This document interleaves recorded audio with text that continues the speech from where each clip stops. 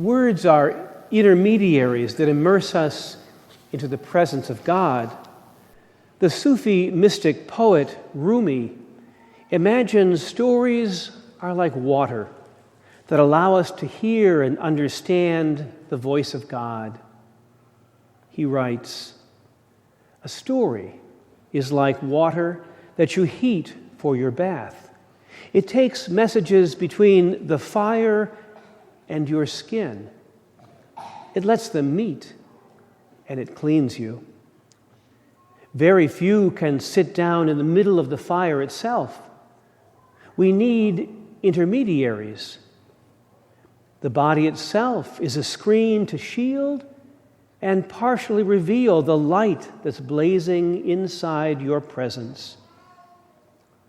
Water, stories, the body, all the things we do are mediums that hide and show what's hidden.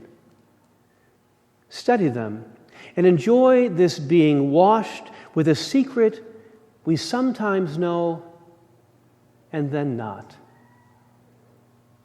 Moses noticed something out of the ordinary. The subtlety of the branches not being consumed by the fire.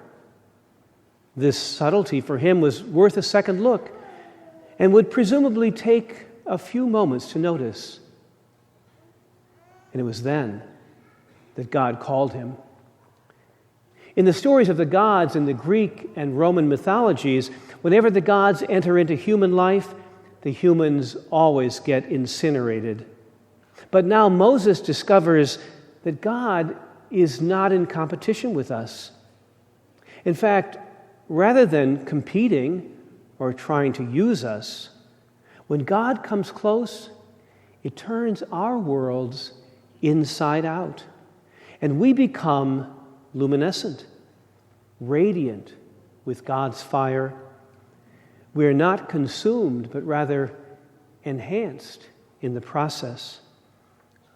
The early church fathers consistently summed up the meaning of the incarnation by using the formula, God became human, that humans might become God. God's entry into our humanity, even to the point of personal union, amounts to the greatest possible affirmation and elevation of the human. St. Irenaeus, the great 2nd century theologian, could express the essence of Christianity in this way: the glory of God is a human being fully alive. Earlier, Jesus had said to the Sadducees that they did not understand the power of God. Now, Jesus isn't talking about some special power to do something miraculous like raising someone from the dead, but rather he's giving an indication of the sort of power which characterizes God, something of the quality of who God is, the very essence of God's being. This power, this quality which God always is that of being completely and entirely alive, without any reference to death. From the burning bush, God said to Moses, "I am the God of Abraham, Isaac, and Jacob."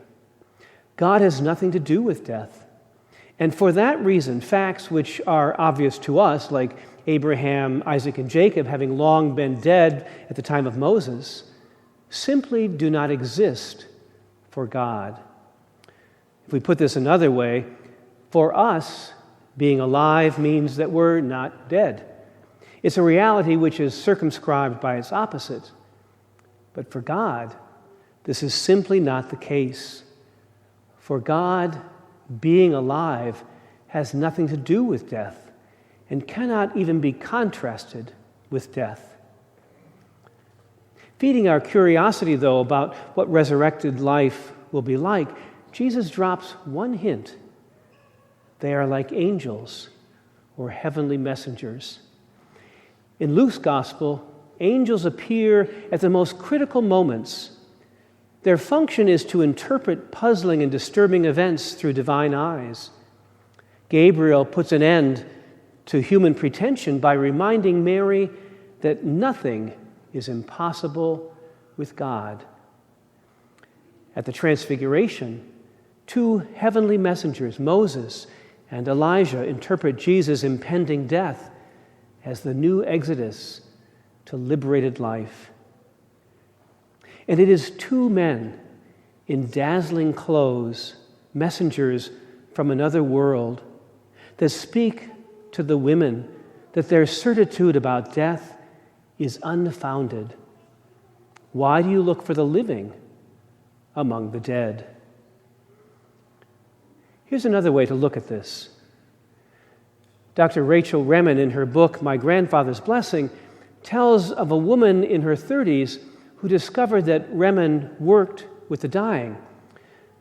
So she confronted Remen at a party one night and told her bitterly that she resented the idea that there's anything good or meaningful about death. And then she told with considerable anger about the horrible death suffered by her husband a few years earlier.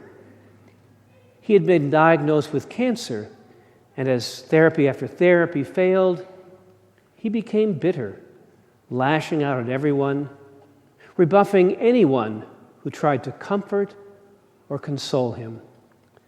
He died angry and withdrawn. And the woman said to Rachel, "I do not want to die that way."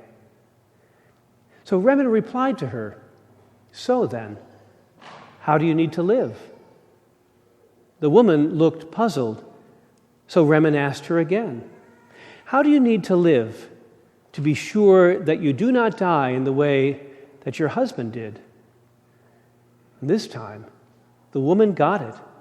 Remen remembers, "She looked past me for a moment, making eye contact with something intensely personal in her mind. And she reached out and touched my hand and slipped away into the crowd." Some months later, Remen received in the mail a note from the woman. She realized that she had not been living as authentically and fully as she had wanted. There were things yet undone in her life, roads not yet taken that she wanted to travel. So she began to revise her living in light of her dying. Thinking about the reality of her eventual death, the woman began a process that led her to rearrange her life and her priorities in the present.